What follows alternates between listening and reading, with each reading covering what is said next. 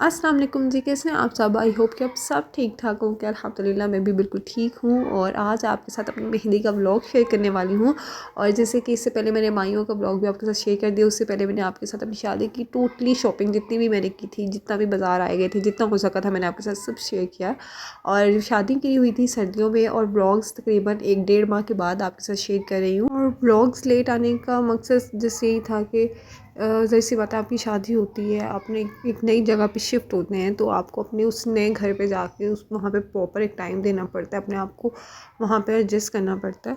तो फिर इस वजह से मैंने बीच में काफ़ी ब्रेक लिया, और फिर मैंने कोई भी वीडियो जो है ना वो शेयर नहीं की थी। तो इस वजह से जो है ना वो शादी की वीडियोज़ जो है ना मैं अभी आपके साथ शेयर कर रही हूँ, थोड़ा लेट शेयर कर रही हूँ। आई होप कि आपको अच्छा लगा होगा देख के। अच्छा लगेगा आपको देख के मेरी शादी की वीडियोस। बस ये था कि बीच में मैंने जितना हो सका था मुझसे मैंने वो शूट किया। जैसे मतलब अपनी शादी है तो उस तरह से चीज़ें मैनेज नहीं कर पा रही थी मैं, लेकिन मैक्सिमम मैंने जो है ना वो शूट किया था। अच्छा, स्टार्टिंग व्लॉग पे आप देख रहे थे, हमने जो मेहंदी करनी थी ना वो घर पे करनी थी, क्योंकि मायूं जो हम लोगों ने कर लिया था। और मेहंदी का फंक्शन हम लोगों ने बहुत छोटा सा करना था, इसलिए हम लोगों ने घर पे करना था। उसके लिए हमने घर पे ही खुद से ही डेकोरेशन जो एक हम लोगों ने माइंडसेट बनाया हुआ था किस तरह की करनी है, तो बस उसी के लिहाज से हम लोग ना प्रिपरेशन कर रहे थे, सारी चीज़ें वो बना रहे थे एक दिन पहले। और ये नेक्स्ट डे का व्लॉग है जब मेरी मेहंदी लगाई की रस्म थी।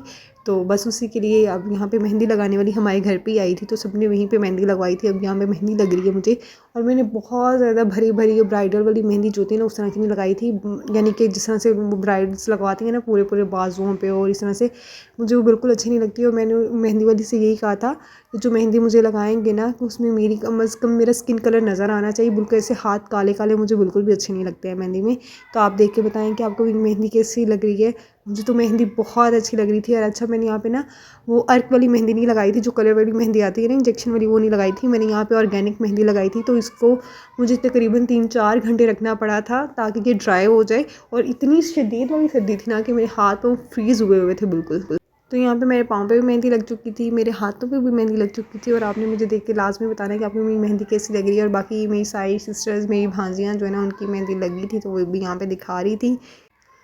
तो जी ये हम लोगों ने सेटअप लगा लिया था। ये मेहंदी वाला दिन है। मेहंदी लगाई जो थी वो एक दिन मैंने पहले मेहंदी लगवा ली थी रात में, और ये नेक्स्ट डे मेहंदी का है। तो यहाँ पे मैं रेडी हो गई थी, बहुत अच्छी मेहंदी लग रही थी। और मुझे इसी तरह का कलर अच्छा लगता है, मुझे मेहंदी में बहुत काले काले हाथ बिल्कुल भी अच्छे नहीं लगते हैं। और ये जो मेहंदी जब उतरी थी ना तो ये बड़े अच्छे तरीके से उतरी थी, मतलब पूरे आपकी स्किन नहीं निकल रही थी इसमें से, जिस टाइम मोस्टली आजकल इंजेक्शन वाली मेहंदी होती है ना उस तरह का कुछ नहीं था। तो ये घर पे हमने छोटा सा सेटअप किया था। तो ये मेरी भांजी है छोटी, और जो कि बहुत क्यूट लग रही थी, बहुत प्यारी लग रही थी। इसके बाल शाल मैंने बनाए थे। ये मेरी सिस्टर हैं एक, और ये ब्लू सूट वाली मेरी एक सिस्टर है। तो जी ये मैं हूँ। और जैसे कि आपने मेरे मेहंदी का सूट मैंने आपको दिखाया था जब मैं शॉपिंग कर रही थी, तो जी वही वाला मेहंदी का सूट है जो मेरे सारे आने नचना सारे लगा था, जिसकी वजह से मैंने ये लिया था। और थोड़ा डिफरेंट कलर था मेहंदी के लिहाज से, तो इसलिए मैंने गोल्डन और ग्रीन का कॉम्बिनेशन रख के दुपट्टा जो मैंने खुद से रेडी कराया था। मुझे ज़ारा अहमद से जब मैंने फ़्रॉक ली थी तो जस्ट फ्रॉक मिली थी मुझे, और इसके साथ कुछ भी नहीं था, तो दुपट्टा मैंने इसके साथ खुद रेडी कराया। और बाकी जो मेहंदी पे तैयार हुई थी वो मैं खुद हुई थी। और नेक्स्ट आगे जाकर मैं आपको पिक्चर्स भी शेयर करूँगी।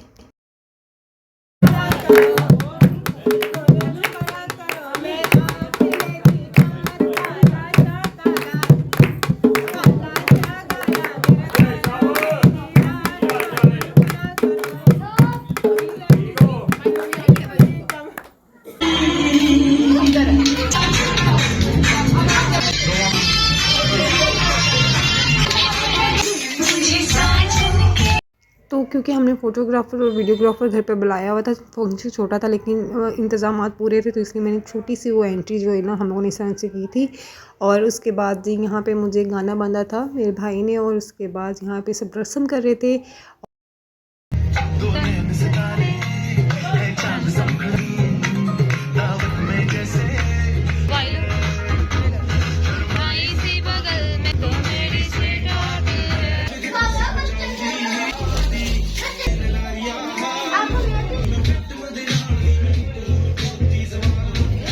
तो तो जी वहाँ पे रस्म हो गई थी, उसके बाद थोड़ा डांस चांस किया था हम लोगों ने, कुछ पिक्चर्स बनाई थी, फोटोग्राफर ने हमारे शूट किया था। वो करने के बाद यहाँ पर मुझे शदीद वाली भूख लगी हुई थी क्योंकि मैंने सुबह से कुछ भी नहीं खाया था जब से उठे थे ना।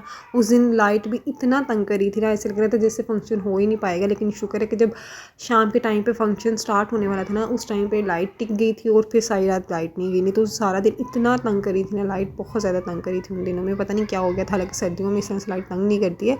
तो यहाँ पे मैं और मेरी फ्रेंड आई हुई थी, मेरी बेस्ट फ्रेंड है, तो बस हम लोग यहाँ पे गपशप लगा रहे थे। मेरी बेस्ट फ्रेंड की शादी भी मुझसे तकरीबन 2 माह पहले हुई थी, तो वो स्पेशल इतनी दूर से मेरी शादी अटेंड करने के लिए आई थी। और यहाँ पे बस हम लोग बहुत खुश हो रहे थे और गपशप लगा रहे थे, खाना शाना खा लिया। उसके बाद ये कुछ पिक्चर्स हैं जो मैं आपके साथ शेयर कर रही हूँ। आई होप कि आपको देख के अच्छा लगा होगा। आप लोगों ने बताना है कि मेरा ड्रेस आपको कैसे लगा, मेरी फुल लुक आपको कैसी लग रही है। और इंशाल्लाह ताला आगे चल के मैं आपके साथ बारात, नाश्ते की और मेहंदी माइयों हर तरह की जो वीडियो है वलीमे की जितना हो सकेगा मुझसे वो मैं सब शेयर करूँगी, क्योंकि मैं क्लिप्स ढूंढ रही हूँ, एडिट कर रही हूँ। साथ साथ अपना बहुत सारा ख्याल रखिएगा, दुआ में याद रखिएगा। अल्लाह हाफिज़।